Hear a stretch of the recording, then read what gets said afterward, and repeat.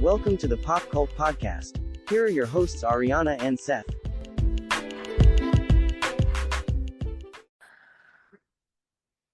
This is Seth. This is Ariana. And this is the Pop Cult Podcast. Today, we will be reviewing newer releases. Later, we're going to be talking about the Netflix drama His Three Daughters. But first up, the recent horror film, Cuckoo, starring Hunter Schafer.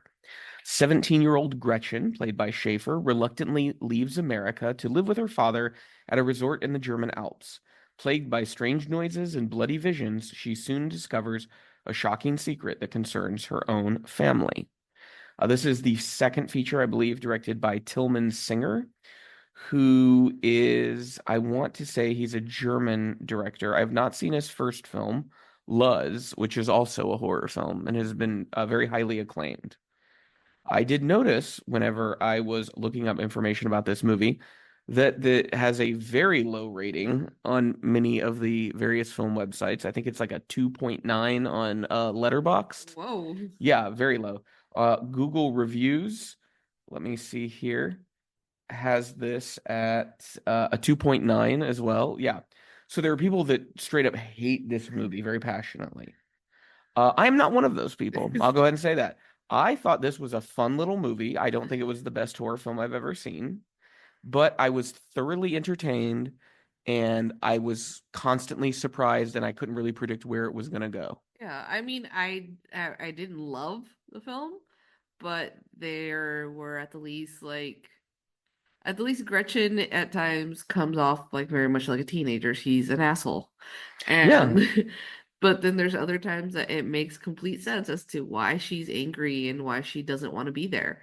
So, but I like the fact that it's not a movie that is sitting there giving you too much exposition, spoon feeding you all this stuff that like with flashbacks as to how this is connected to Gretchen's family. It is a film that I think has great economy in that it uses its runtime, which is just a little over an hour and a half, very wisely. It uses images to convey information, and it doesn't rely on people expositing for long sequences for us to understand what's going on. Yeah. And I appreciated that about it. There was a sharpness to it. What I've seen a lot of people complain about is they felt that it was incoherent. They didn't understand what was going on. Okay. They felt that it doesn't answer any questions at the end of the movie. And that it was just so absurd it didn't make any sense. Did we watch this? Yeah, and I'm like, to me, it's a pretty straightforward movie. As someone who like watches and especially reads a lot of horror, one of the things I thought of was this reminds me a lot of the difference between a horror novel and a horror short story. Okay. In that this was a short story. Yes. And the great thing that I love about a horror short story is it gets you into the plot immediately, and it often ends with some ambiguity or a lot of unanswered questions. And to me, that's kind of what makes horror. I don't fully comprehend what's going on, but I can feel the emotions of the people going through it. Yeah. So you think about like The Shining doesn't explain itself to us. That's fine because that makes it scary is that I don't understand why. If I understood why, it wouldn't be horror, it would be drama. Yeah. And I think this is a movie that firmly falls in the short story style category. Yeah. If you want to see novels, I think TV shows are now becoming more like novels. So we're watching Ripley right now, the adaptation of Patricia Highsmith's The Talented Mr. Ripley. That's a great way to adapt a novel because each episode is like a chapter that gives space to breathe. And so at the end, you'll have more of that novel experience of sitting down and taking something in chapters. With a movie, you're going to watch it in one go, which is how you should read a short story from beginning to end without a break. Yeah. And then that way the impact of the story is at its highest peak. Yeah, I think it's also very unfortunate that not a lot of people liked it.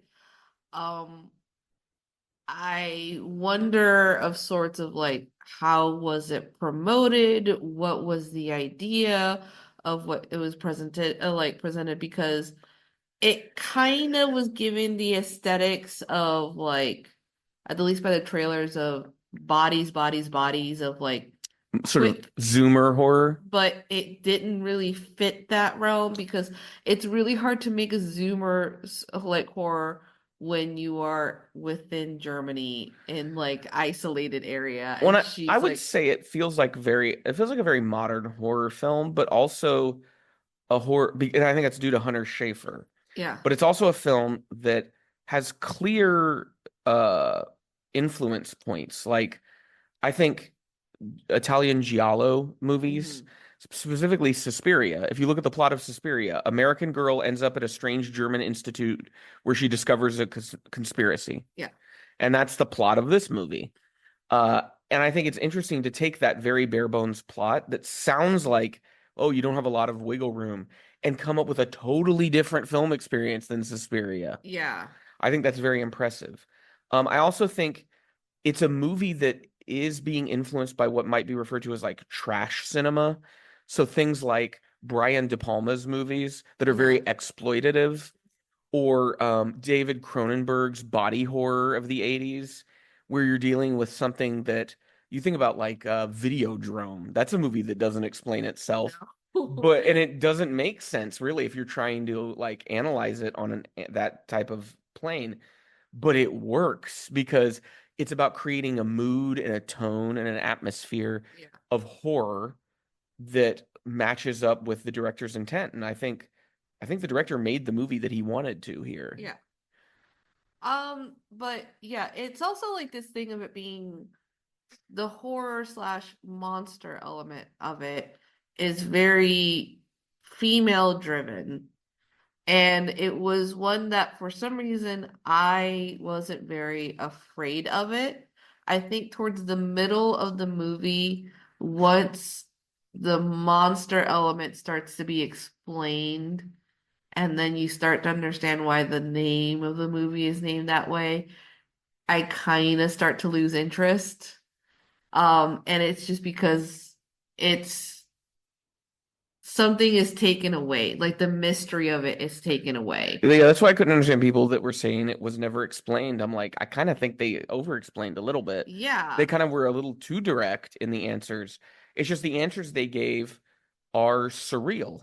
Yeah. But it's like you're watching a horror movie. You're not watching like a grounded true crime story. No, and I think that's where the weirdness sets up. I think it's also the mix that because Gretchen is not really like the most likable character, people aren't rooting for her at the I end. was rooting for Gretchen. I mean, like I was too, but I think it was just sort of like there was no characters where you're kind of like you gasp when you found out that they had died.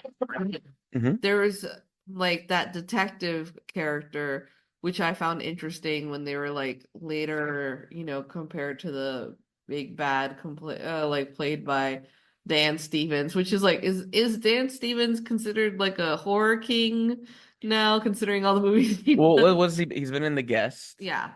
What He else was was just he in in? this. He was also in another movie with ba ba Ba ba Ba Ba. I'm not familiar with Ba Ba Buzzword. He was um in that Abigail Abigail movie. movie. Uh, yeah. I mean, eh. I like Dan Stevens. I think he's fun. Yeah, you can tell he wasn't taking it too serious. When he's playing a very kind of over the top character, Herr Koenig, Yeah. who is. I felt like the movie was very obvious in that it was going, yeah, this is kind of like camp.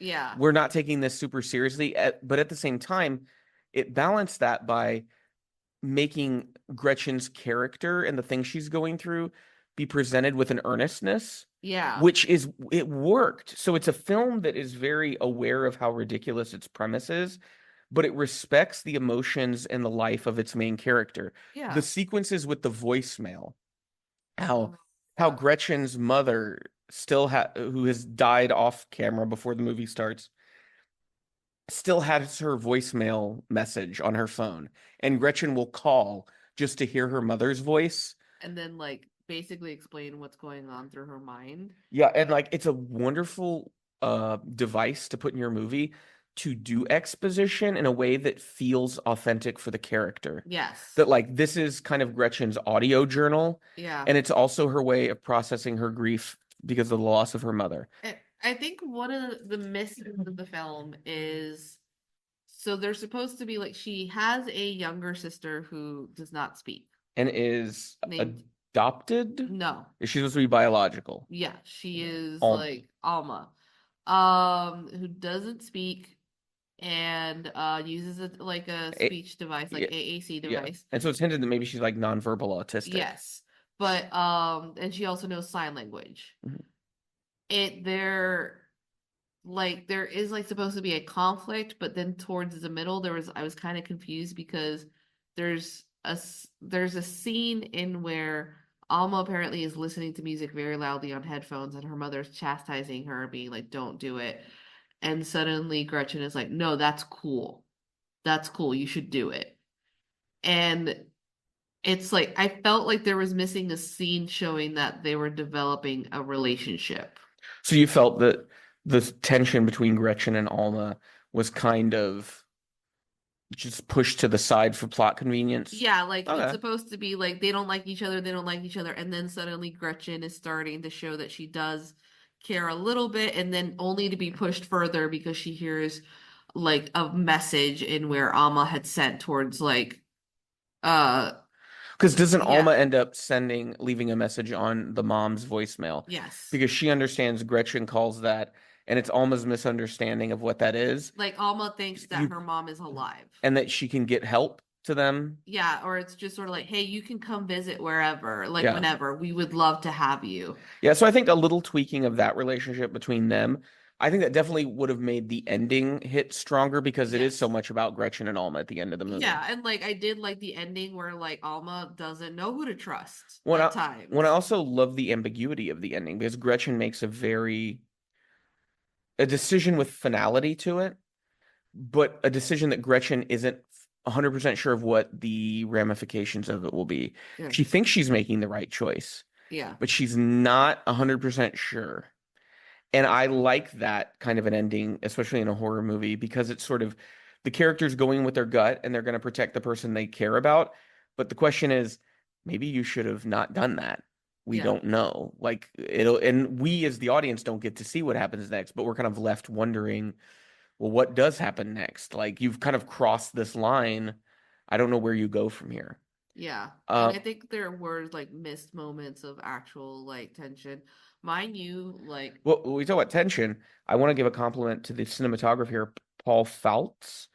I think he does wonderful camera work that adds so much to the movie. I want you to think about the close-ups on the throats, yeah, they were great. and it's such visceral body horror. Uh, It's unsettling. and it's that cinematography combined with the sound design Yes. is just paired so perfectly. Also, the way Faltz shot the nighttime bicycle ride is an all-time great scene Yeah. because it is like takes you back to sort of the base roots of horror of all horror has to be is a scary shadow. Yes, and that like it was so great and where like it just is confusing as to what the reviews are saying because there were great little bits, right? Things that like within the future like oh that and like that director can build up on that. Yeah, like this has me very interested to see what Tillman Singer does next because he pulls it off well, in my opinion. Yeah, And and it's I don't think he thought he was making the greatest horror movie in the no, world. and I really liked, for example, Gretchen like having these really complex moments with her dad. Again, I kind of wish that there had been a little bit more about the family dynamic, especially like what's supposed to be the dynamic between her and her stepmom, because it just seemed like her stepmom was ignoring her most of the time and focusing on her own kid. And what about like having arguments about what's going on? Because like it was heart shattering when the dad goes like, "There's a box for Gretchen." And she's like, what is this? And he was like, this is wasn't supposed to be here. Because the stepmom is like, there's a box for you. Because isn't that the mother's And it's remains? supposed to be all of the mother stuff because he sold the house without telling Yeah. her. And like, because she had a plan that she would go home to the house because it's empty. And they owned it. And they owned it, but then only to find out that the dad was like, well, I owned it and I sold it. And it wasn't like he said, and I put half of the money Yeah. for you. He was just like, I sold it and that's it. And like there were like heart touching, sad scenes. Like Well, I think Hunter Schafer is a very good yeah, actress. like when Gretchen is being told that she's gonna be left alone in the hospital, how like she essentially breaks down because she's like, but I'm a child too. Yeah. Because they're like, well, your sister has fallen ill, but she's like, what about me? Who's gonna take care of me? And the dad's like, you're 17, Well, and figure it it out. and it is a fear that we would all have, right? Like that our parents, when we were kids, wouldn't be there. And so then you're like, well, who's going to take care of me? How am I going to get all the things I Yeah. need? I did see someone say that they felt that this was a child of Barbarian. And I would say, well, it's not quite as wild and surprising as Barbarian was. I could see it being influenced in that it's a very specific take on horror that's very stylistic, is able to kind of mesh humor in like real horrific moments. And if I had a choice, I would pick more horror movies in this tone and style than much of the kind of garbage, like the Terrifier crap, Yeah. where it's just gore for gore's sake. Like, I would rather see something like this, which is weird and maybe uneven, but at least it's trying to do something original and unique.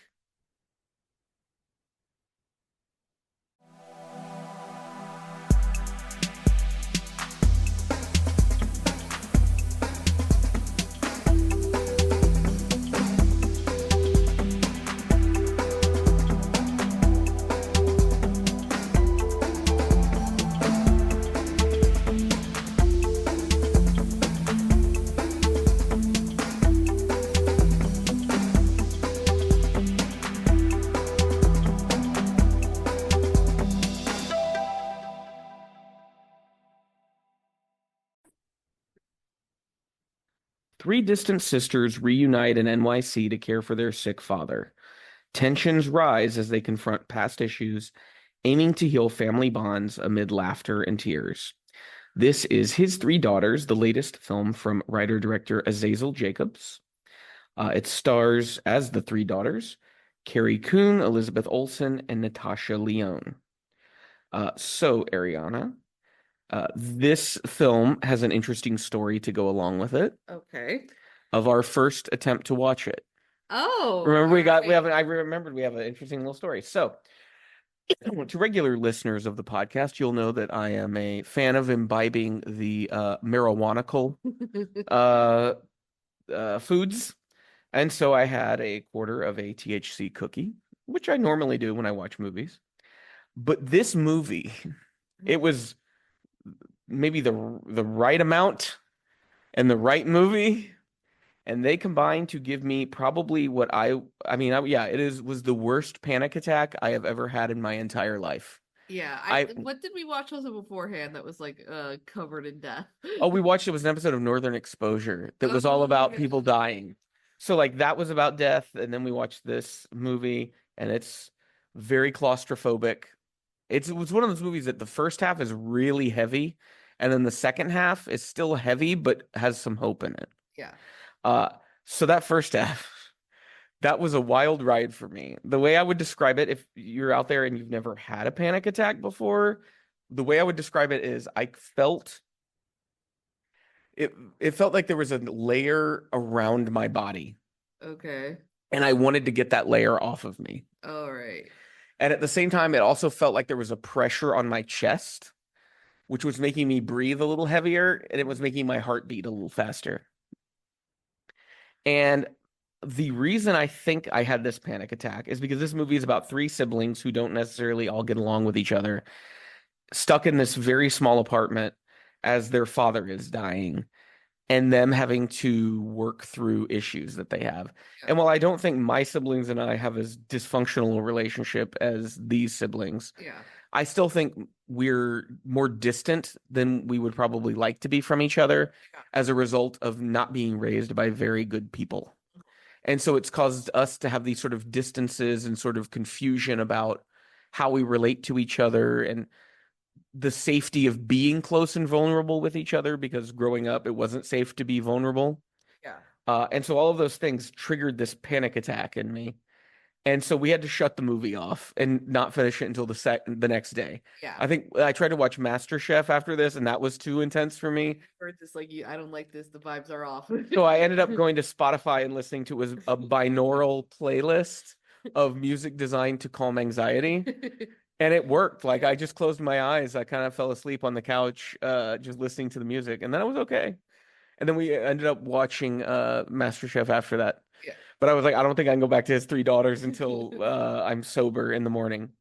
So, what did you think of his three daughters? So it is beautifully, simply shot, right? It is at the beginning, it's a lot of centered shots that makes this film feel more like a play. It is very theatrical instead of Yeah. cinematic. Yeah. So a lot of times the character is at the center view. It's very engaging in that fact. There's not a lot of shots where it's sort of like over the shoulder looking at that person shots. It is very simple. I But just love, effective. and it's effective. There was just these three different characters that had all three different reasons to be reacting the way that they're reacting. Yeah, there's no villains in the movie. No, there's Yeah. Rachel, played by Natasha Lyonne, who is The oldest. and turns out to be not biologically related to Vincent, who has been taking care of him Her- during his Vincent Yeah. during his fragile state of life. And through the dialogue, I think it's implied that Rachel's mother married Vincent, and he Yeah. basically took Rachel in as his own. Yes. And her father died when she was very little. So for her, even though Vincent is not her biological father, he's the only father she's ever known. And there's this obvious thing that they had a connection. They had a connection because both of them love Sports gambling, betting, yeah. Gambling. They liked watching old movies together. They just had a really strong bond. Which is ironic because his two biological daughters are far more distant from him than Rachel was. Yes. Then following is Katie, played by Carrie Coon, who's in anything that Carrie Coon does, even if it's the fucking, Ghostbusters, she's still gonna be good. Which I realize there's a connection between this and another Azazel Jacobs movie. Okay. He also directed The Lovers, which stars Deborah Winger and Tracy Letts. And Tracy Letts is married to Carrie Coon. And if you don't know who Tracy Letts is, he's a playwright. He wrote August Osage County, which I've not seen the movie that's based on, but I've heard it's a very good play. And he's more famous for his playwriting. However, I first became aware of Tracy Letts before I knew he was Tracy Letts. When he appeared on one episode of Seinfeld, he appears on the Festivus episode. He is one of the two guys that works at the betting parlor that Elaine gives her number to Denim Vest, played by Christopher McDonald. And so she comes there to try to get it back because her number's on a Subway sandwich, buy 10, get one free card. She was one sandwich away from a free So she's hanging out the betting parlor to see if they get any calls from this guy. And Tracy Letts is the one who does most of the talking. And I will always remember, because I say this to you all the time, where he goes, she said, I'm looking for a man. And he says whatever his friends, he goes, Steve's a man. I'm a man. And then Steve just goes and clicks his teeth together like a bite. And so I did not know that was him. And then Tracy Letts, also, if anybody out there's seen Lady Bird, he plays Saoirse Ronan's father in that movie. Yeah. So Carrie Coon, that was just a connection. So I'm guessing Azazel Jacobs maybe has done theater work, which is why he would know Carrie Coon and Tracy Letts. It makes sense. All right. Following that is Elizabeth Olsen as Christina. And describe. You kind of talk about Rachel's personality. Talk about Katie and Christina's personalities specifically. Katie is what we would consider a type A personality, kind of resentful, unwilling to be vulnerable during this moment. Tiger mom, might we say? No, I wouldn't say girl boss. I think it's just she's acting tough in order to and acting as if like she's going to take control when it's been too late. Well, she has like a teenage daughter we never meet, Yeah. but clearly there's like friction between the two of Yes. them. Because there's obvious conversations between her and her partner where she's like, I'm always the villain. Like even here, I'm the bad guy. Why is that? I'm always like She feels in that very role. put upon. She thinks, "Oh, I'm the one who always has to do everything, and then that makes me look like the bad guy because I have to do the hard job." Yes. But I think we eventually, and she figures it out too, is she's misreading the situation. Yeah. She's misreading the role that she needs to play. She's playing the role that she thinks she has to Yeah, play. it's what like they would call it the self role. You've assigned yourself that role, Yeah. either whether you want to admit to it or not. And then Christina is thought to be the flaky one, but she's really the one that, despite all the bad things occurring, is turning it into a positive thing, but none of them really notice it. Or they just are sort of like, well, this is obviously a response from you taking mushrooms and doing drugs and living with people like a hippie. Because now she's like, she lives in the Midwest and she has A daughter, a daughter. and she's married. And it sounds like she posts a lot of things online, like on social media. No, I don't. Was that the vibe? No, it was just more like everybody assumes that her life is perfect and she has no problems, but like she's just not talking about it, like because she's waiting for them to ask her about what her problems Well, are. and I think she's also more focused on their dying father. So Yeah. that's why she's like, well, yeah, I'm not gonna talk that much about myself because we're not here for me. Yeah. And part of the film is these three women figuring out what their relationship will be to each other in the wake of their father's inevitable death. Yes.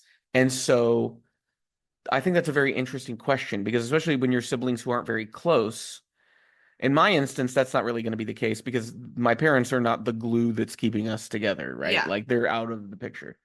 Um, but in this instance, it's interesting because it is like, yeah, the only reason they ever see each other is because of their dad.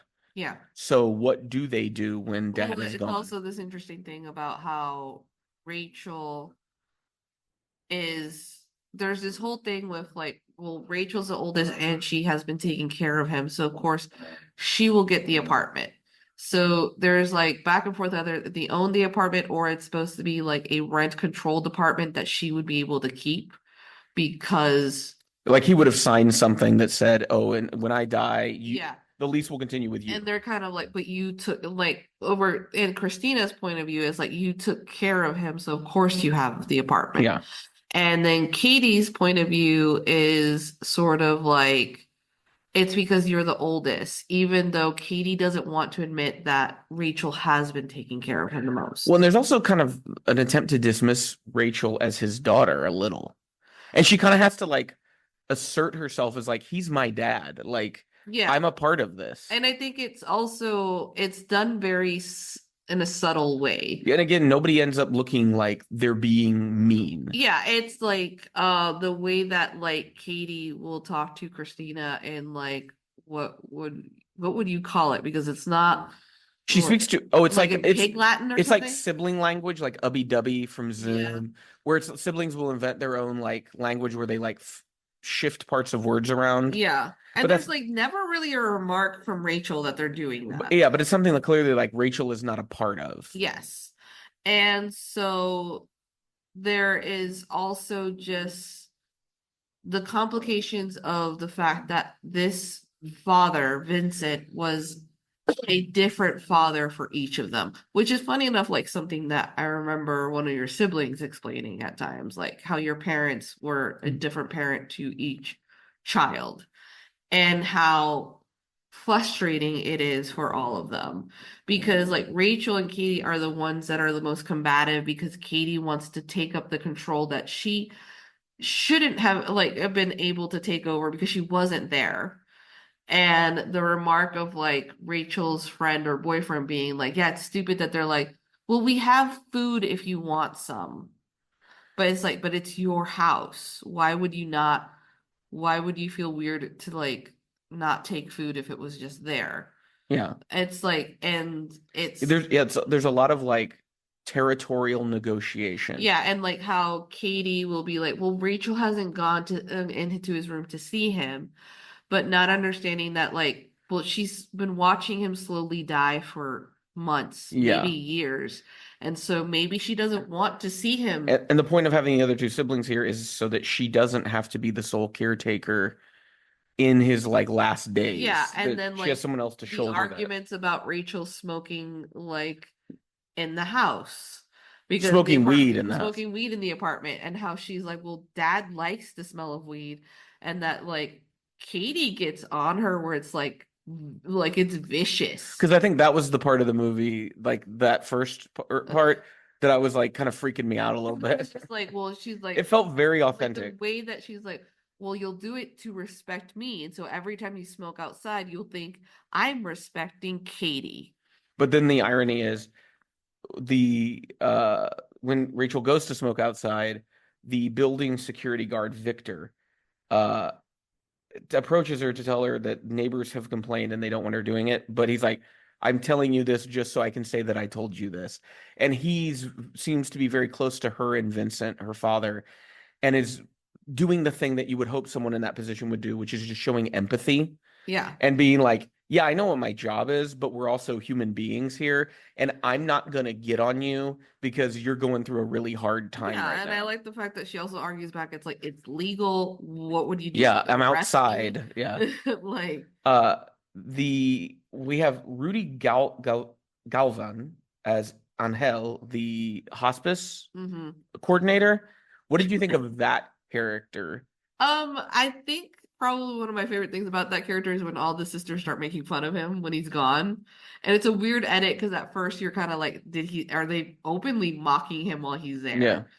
Um, but he's one of those people that is just all business but hyper positive. yeah. And I think that's one of those things you have to do as a hospice carer is you have to remain positive in your work because every day you're being confronted with death. Yeah. And it would be very easy, I'm gonna guess, to Yeah, slip because into there's this whole depression. thing that Katie is trying to get a do not resuscitate sign from a doctor. And they're like, well, we can't do that unless your father is lucid. And it's obvious that he's amped up with pain medication because um like Angel explains If we don't put him in, give this like pain he's medication, like it's gonna be bad. yeah, we like what we're here to ease his pain, not to prolong his life. Yeah. And he's like, I don't know who you're gonna get it signed, but it's just sort of like that's in a fucked up way Katie's way of ensuring that her father doesn't have to endure longer the life that he has to. Well, also that just that being the thing that the film hinges on feels like a very real detail Yeah. because it would be some little piece of annoying paperwork, right? That you're just like, I just want to get through this, Yeah. but this thing is in the way. And like she puts herself in charge of it because she's angry at Rachel for not having done it, only for her to realize like afterwards when they all get into like arguments or start talking is that Rachel did have a hard time having to deal with the fact that their father was coming to the end of their life. Yeah. And that like And again, any because her lucid bond was so yeah, strong with him. and that any lucid moments with him, she didn't want to like be like, now you have to go sign this paperwork She for didn't want to me. talk about his death. And because it's like it was her just being like, not only had I lost my mother, not only had I lost like your mothers that were like her stepmothers, I'm losing him. Yeah. And Well, then it's also that, and when he dies, it seems like I'm going to lose you too. So it's just yeah. going to be me alone in this And apartment. it's sort of like this weird thing where she's kind of like, but the apartment is yours. You'll always have a room here. And so she's like, but then I don't want the apartment if this is a pity thing. Like she's so conflicted because she's sort of like, it's all our apartment. But then she's like, but I don't want it. And I don't want to live here. And it's understandable because they're like, well, it's great rent. You would never get something like this. And but they're not understanding like the past few years has been doused in death, Which just has drained been her. like how she's like how at first Katie's on her about being like all you have is like shriveled apples in the fridge, and like that's when later on the boyfriend yells being like, yeah, because Vincent all he wanted to eat was sliced apples, and that's all like that was the only thing that he would like allow to be fed, so she just fed him When the it, sliced a lot apple. of it's Katie coming to terms with the fact that Rachel devoted the last year or so of her life to Vincent. Yeah. Um, I think Natasha Lyonne, I love her in this role because it's the opposite of what you typically see her in, which is kind of like a brash, loudmouth asshole kind of a Yeah, she's character. still doing Natasha Lyonne, but But kind of it's toned down. but this feels more grounded. It feels more like authentic of like a real person rather Yeah, than a it feels like she caricature. was taking the direction very seriously, and that they're telling her like, yeah, your character is supposed to be this pothead who's explaining later on to her sisters, like, yeah, I smoke a blunt in the morning, I smoke and like in the evening, and I smoke one in the afternoon in order to get through my shit. Yeah. And a lot of them are like Katie, especially treats her like, oh, Rachel's never really had a job, but Well, she it's like lives off of the sports betting that she does. yeah, and it's like it's supposed to be, it used to be fun, but you can tell like she's getting to the point, well, it's not fun when I don't have someone else to talk to about it. Yeah, and like yeah, with Vincent dying, she's still gonna do it to like commemorate him, but it's a different thing for her now. Yeah. Uh, we talked about Carrie Coon. I think she does a very. I think of the three roles, she's the one I'm the most kind of okay with. Yeah, I mean, I think she understood what the role that she needed to play. Yeah, It was supposed to be she's playing this asshole of a character who when you evaluate, like, yes, she's doing the hard task of trying to get that paper signed because she doesn't want her dad to like prolong his life as he dies. She doesn't want the ambulance to revive him. He's done, he's dead. But I think it's also she's refusing to see her sisters as adults. She's the adult, right? and they're She's both got the teenager. children who have no idea what they're doing. Rachel doesn't have a family, so she doesn't know what it looks like to be an adult. Yeah, And like Christina just she has a little one, so she isn't there yet. yeah. I have the teenager, I have the brooding teenager, I have other kids, I have the irresponsible spouse. I am the adult. Elizabeth Olsen. I think this is one of those roles that reminds you of how good she is and how the Marvel work she's gotten. While sure it's paid her bills, undoubtedly, you don't get to see her at her strengths. This reminded me of Martha Marcy May Marlene, Yeah. which was her debut feature, best work of her career, in my I mean, opinion. it's this funny thing that when you look at some of her choices, you're kind of like, this is a woman who has done a lot of grief like Or stuff. I think If of you think about like WandaVision, there was also like that like Facebook show that I watched of hers that where she like is a young widow, and now we're watching this and like it's almost like she's an actress that goes, is it about grief? I'll do I it. would say there's a film that goes against that. I mean, I guess it does kind of have grief in it. Ingrid Goes West. Yeah, But that's Aubrey Plaza's character is the one who's grieving her dead mother yeah. and takes that out on Elizabeth Olsen's But I think character. it makes it interesting that she has this body of work that has to do with grief. So it's wondering, like, is she preparing herself or is she interested as an actress about this? Well, I think grief from an actor's point of view, not being an actor, I would assume is a very interesting thing to do because it captures a lot of emotions It's universal, right? And when and it's inevitable. Like you will yeah, inevitably grieve the loss of someone. yeah, like you will grieve the loss of a spouse, you can grieve a loss of like a relationship, A pet. a pet, like a family member. I think this one, it was so interesting because it was like, so Angel comes in and he's like, yeah, I have like my coworker, Marabella, who's gonna come in, and she's like, Marabella, oh my God, that's my daughter's like name. And for a second, she is just kind of lost in her own grief of trying to be like, oh, now I'm going to associate this name, My daughter, my yeah. daughter's name, with death, only for her to then when she talks to her daughter, she's like, I met a doctor and guess what her name is? Like she turns it around instead of being like wallowing because she understands like she's taking care of someone else now. Well, I mean, I don't know all the stages of grief, but it does seem like each of these characters represents a different approach to it, Yeah. where you have this sort of Rachel who is kind of allowing the sorrow to wash over her and is letting herself be really, really sad about this. Yeah. Then you have Katie that's trying to occupy herself with tasks. And is angry and is maybe a little bit in Yeah. shock. And then Christina is attempting to try to find some sort of hope that we will like this will happen to us, but we'll continue on, Yeah. and we have to continue on, kind of a thing. Yeah, and I think it's like that on that interesting thing of like when the sisters start fighting and then Christina has the biggest blow up between them because she's stuck between them as they're fighting or she's trying to stop them. And then the conversations that follow, they felt really natural Mm-hmm. because at some point when Rachel is talking to Christina, she's like, "So what are you why are you here besides like our dad is dying?" And she's like, "Well, I thought maybe I would try to make sure I had a relationship with you." And Rachel does this beautiful thing. It's like it's such a good actor moment where she's like, I'm sorry, did we not have a relationship?"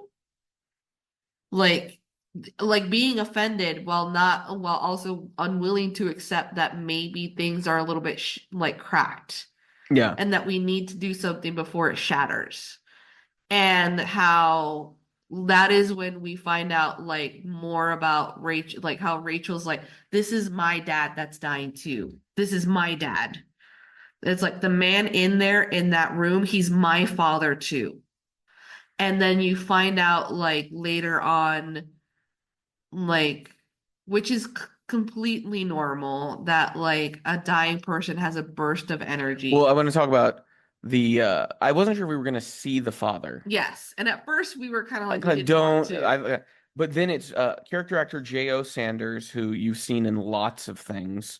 He typically plays a lot of like detectives, I feel like. Yeah. Has one scene in the film, and I'm also thinking he's probably a theater actor, which is how he's Mhm. connected to Azazel Jacobs and all these people. And so Sanders has one scene as Vincent where he has this burst of energy and they bring him out into the living room to sit in his favorite chair. And he gets this like monologue in the movie. And it is, even though it's only one scene, it has a tremendous impact on the film. Yeah. You suddenly understand them much better after this guy talks. Yes, it's so great because it's like he picks up because Katie in the whole film is trying to write his eulogy. Mhm. She doesn't know what to say, and Christina's like, ask Rachel. Rachel knew him best. Mhm. And When she says to put in there, uh, he married three crazy bitches and he raised three crazy bitches. yeah. And how he picks up and he's like, raised as my own. Rachel's been mine since the moment I like she came into my life. What do you mean Mhm. raised as my own? And how he's just like, if you like to like Katie's like, if you had known how sad like Rachel was when you left for college, you wouldn't have been so fucking mad at her. She's been like, you two are so much alike. And then like when he Oh, gets we don't want to reveal to anything with that that part, scene. like I'm like, Yeah. But it's Azazel Jacobs, I know of three features that he's made. He did Terry, which I was kind of lukewarm about. The Lovers, which I think is a decent comedy, but this really is his strongest film to date. yeah, He just has massive gaps between movies. I think The Lovers came out in like, I want to say 2017. So, I mean, a 7-year gap. yeah, And so I'm hoping that even if we have these gaps, what we just see is this tremendous increase in quality. yeah, I'm very curious to see what he does next with film.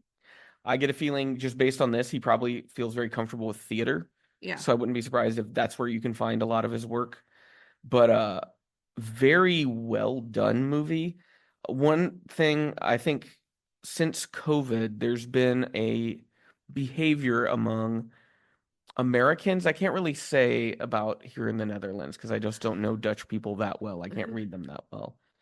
But amongst Americans, where there's this kind of rejection of acknowledging mortality. yeah, And I think that's a very dangerous mindset to develop because it makes people become very short-sighted yeah, and they stop thinking about the long-term ramifications of their actions because they're not contemplating the fact that this is going to end for them.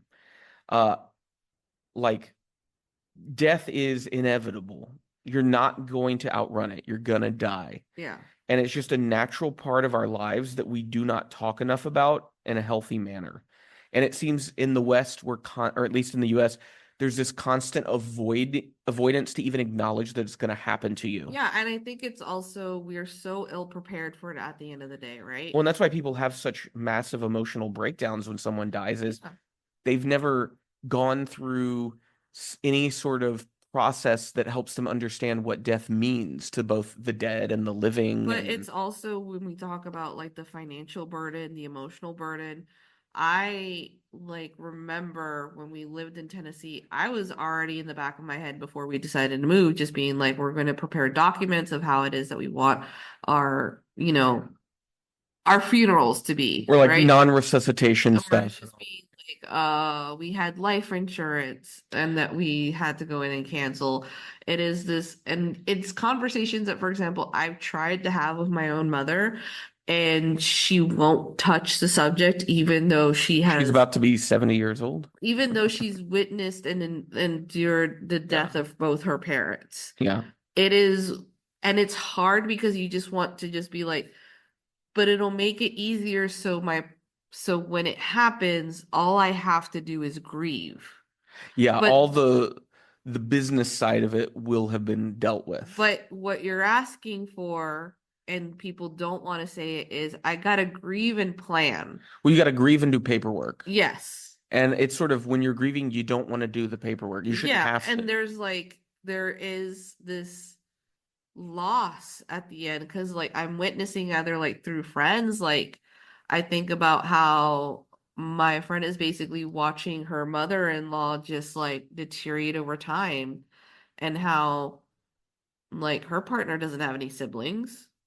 They have a plan now because they had to endure like the dad dying, but nobody really wants to talk about it, or just sort of like there's also this thing of it being like when you're constantly preparing for the next call to be is when they die. Yeah. And I think I went through that a lot with my own father. Like Hmm. not knowing where he was, but knowing that he was never in good health.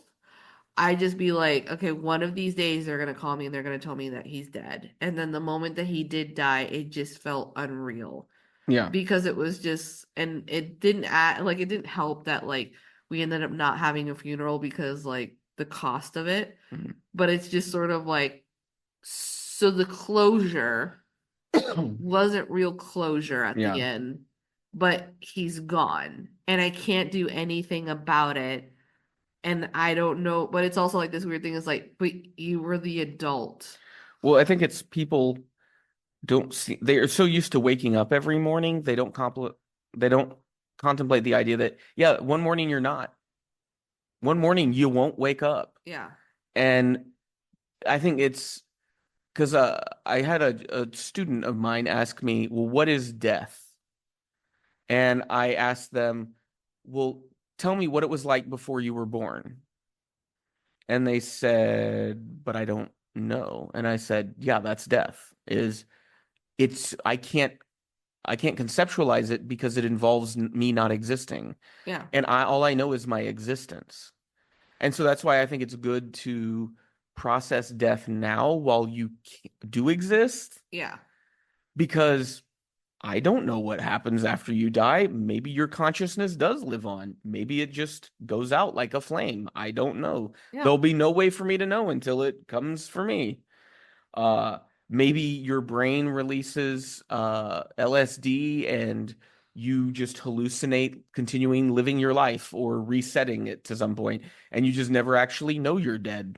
That could be, it's just as plausible. Uh, but I think our culture, talking about US culture, is just, it's so youth oriented because of the nature of capitalism, Yeah. that it doesn't want to contemplate death, because death would mean you're not laboring anymore and you're not buying anything anymore. And so a dead person has no value in that system.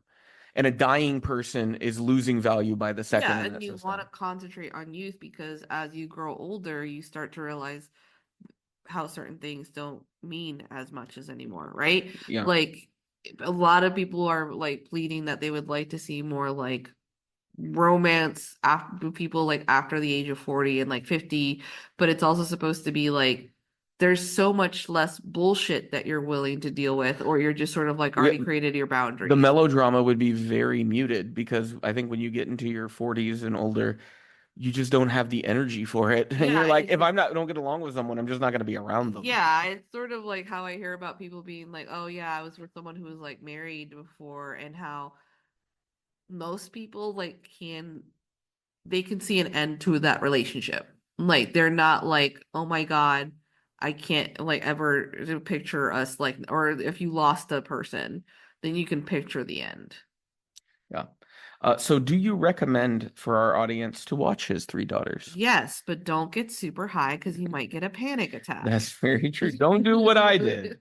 But yeah, I think it's a very authentic movie. It's a type of American cinema we need more of, which is honest, authentic, a portrayal of life as it's lived, uh, and about the weight of just living and grief and things that we all go through.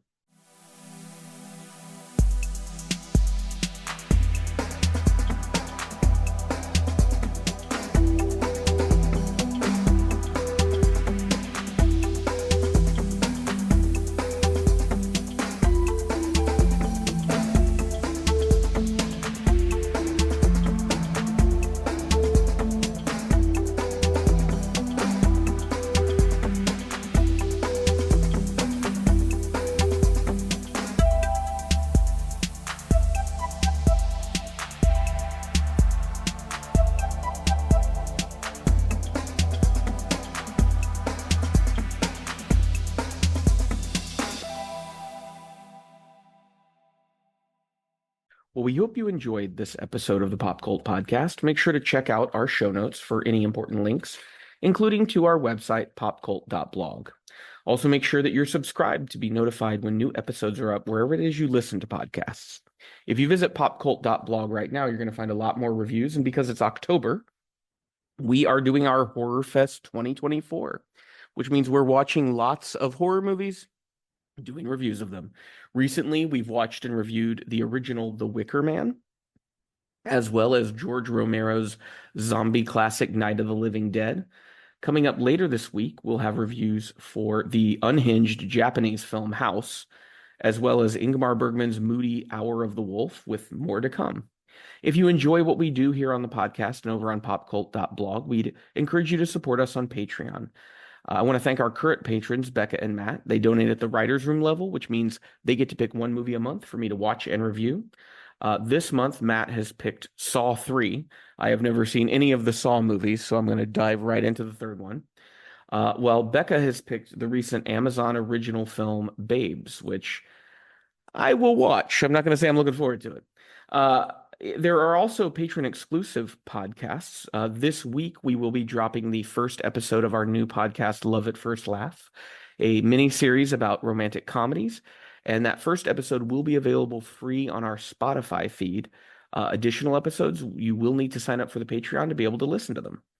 Next week on our podcast, which is coming up very soon, we've dropped 2 here in 1 week. We will be reviewing the animated buddy comedy Robot Dreams, as well as the recent surprise box office hit Beetlejuice Beetlejuice. Well, until next time, you keep listening, we'll keep watching.